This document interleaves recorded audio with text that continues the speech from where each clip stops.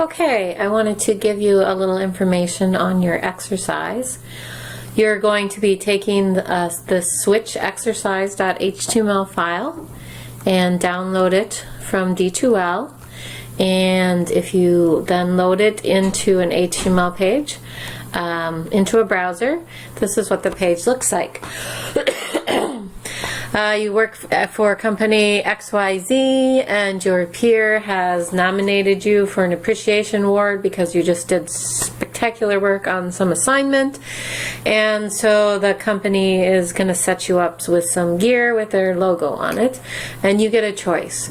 You can choose a polo shirt, a long sleeve shirt, or a messenger bag for your laptop. So you pick that item and then you go ahead and submit, and it gives you a message saying what you picked, that's going to be shipped to your office, and when it's going to be arrived. Okay, when I want to get back to my page, I just refresh and do a reload there. So let's look at the HTML. I know many of you don't know HTML. The thing is that if you're going to be a JavaScript programmer, you're probably going to be in situations where you're working with HTML that you don't necessarily understand all of. There are lots of programs that generate HTML. There's a lot of graphic designers that will do the HTML. Maybe that'll be you, maybe it won't be you, but you still might need to add some functionality. So you want to focus on what you need to understand and try to ignore what you don't need to understand. So what you, as a JavaScript programmer, are going to be looking for are these script tags. That's where your script is going to come into play. So what I have here is a function called selectAward, and it does a check to see if it's a polo. Then it sets the document body inner HTML to this new information. Well, without trying to get too particular and detailed about the HTML, it's basically what it's going to do is going to take everything that's within inside this body tag. And do I not end my body? Oh, it's there at the end of my script. Okay, so it's going to take everything in that body tag, even the script, and replace it with just those words. So when you see that, when you submit it, see how we don't have anything left on our HTML page except for those words. So if we refresh it, then we go back to the original page, and that is how we're going to put out our message. It's just an easy way to just go ahead and say, just get rid of everything you're displaying on the page and put this text.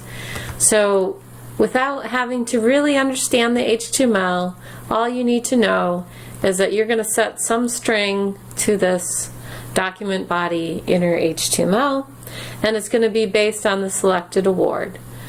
Well, I've already pulled out that selected award.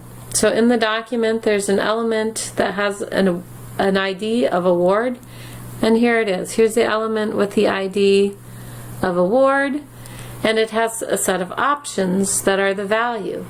Well, I'm going to grab that value and put it into the selected award. Now, you don't need to worry about the drop-down box or how that selection gets picked. You know, that's all in HTML, and you don't have to worry about it. You just have to know that it's going to be polo, text shirt, or messenger that is going to be set in here. So that's what I'm checking: polo, text shirt, and then I'm just doing else instead of calling out the messenger because there's only 3 choices. So what your assignment is to take this if and else block and turn it into a switch statement.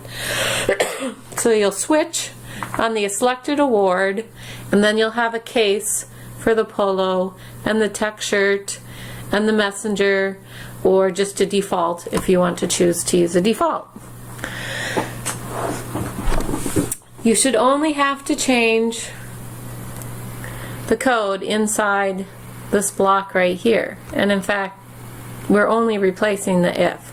So you should only have to change this section of code, and when you do, you'll be able to do the same functionality where you pick something and then it will return the right result here, and then you can reload it. Okay?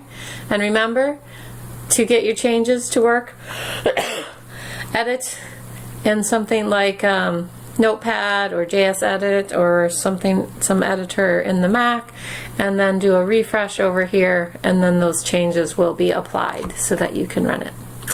If you have any questions on the assignment, please don't hesitate to email me, ask your questions. I'll try to answer them through email, and if we can't get that resolved, then of course we can set up a Skype session. Good luck.